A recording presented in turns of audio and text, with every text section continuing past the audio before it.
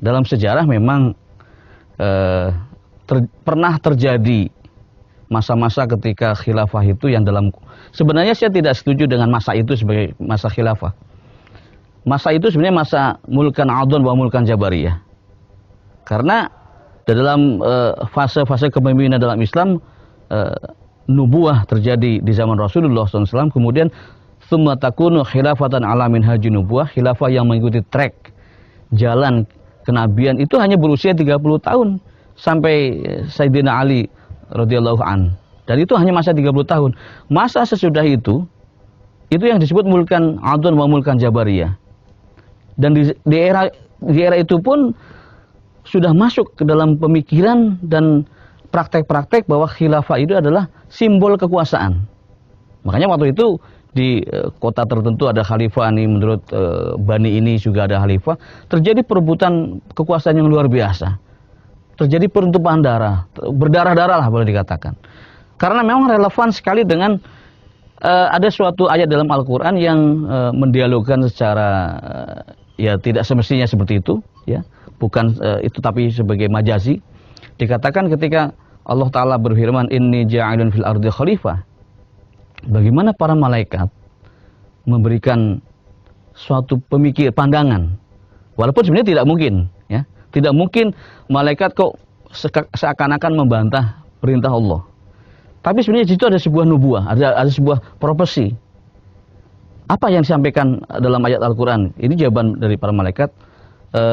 Inni ja'ilun fil ardi khalifah. Malaikat mengatakan, qalu ada ja'alu fiha may yufsidu fiha wa yasfikud dima. Ya Allah, wahai Allah, apakah engkau akan menjadikan khilafah ini orang-orang yang akan membuat kerusakan di muka bumi dan juga akan menumpahkan darah? Nah, masa-masa itu kemudian bagi sebagian masyarakat Islam adalah masa-masa traumatik.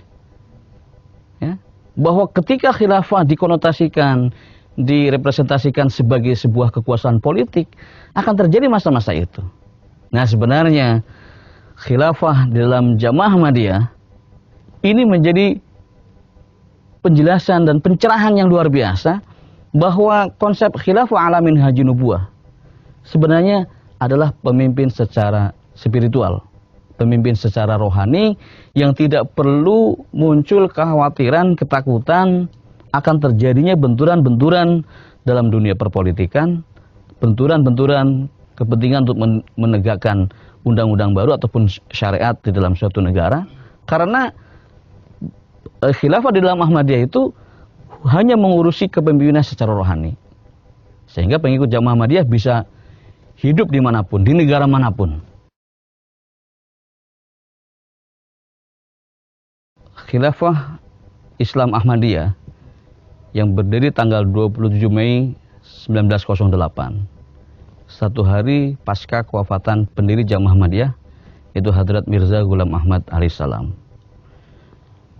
27 Mei secara aklamasi, ya, terpilihlah Hadrat Maulana Hakim Nuruddin radhiyallahu taala anhu, ya, seorang sahabat secara garis keturunan memiliki darah dari Sayyidina Umar radhiyallahu an, seorang ahli kesehatan, seorang tabib yang sangat terkenal di Hindustan.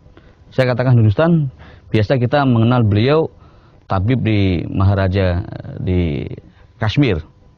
Tapi sebenarnya ada catatan menarik di kemudian hari, kalau nggak salah di sekitar tahun 2016, ada sebuah buletin menerbitkan daftar ahli kesehatan ternama di Hindustan, dan Hadrat Maulana Hakim Nuruddin radhiyallahu an adalah salah satunya, tercatat dalam sejarah Hindustan. Nah, beliau adalah orang yang baiat pertama juga ketika Hadrat Mirza Ghulam Ahmad alaihissalam mendakwahkan diri sebagai Imam Mahdi dan Al-Masih yang dijanjikan. Ketika beliau diperintahkan untuk menerima baiat tanggal 23 Maret 1889, Hadrat Maulana Hakim Nuruddin radhiyallahu taala anhu adalah orang yang pertama memegang tangan Hadrat Mirza Ghulam Ahmad alaihissalam Al-Masih Al-Ma'ud alaihissalam. Nah, bagaimana dalam suasana, ya, 27 Mei pasca kewafatan pendiri Jamaah Ahmadiyah. Karena pendiri Jamaah Ahmadiyah menggambarkan di dalam buku Al-Wasiat bahwa kewafatan beliau sudah dekat. Kemudian sebagaimana sunnah para nabi, dalam riwayat sejarah para nabi, dikala seorang nabi wafat maka akan terjadi kegoncangan di tengah-tengah kaumnya, di tengah-tengah para sahabatnya. Tapi beliau memberikan hiburan, kepergianku ini akan justru menjadi jalan pembuka berdirinya, tegaknya kembali Qudrat Tsaniyah. Bagaimana kekuasaan Allah Ta'ala akan kembali nampak dengan jelas, akan menjadi terang kembali dengan berdirinya Qudrat Tsaniyah yang berwujud khilafah.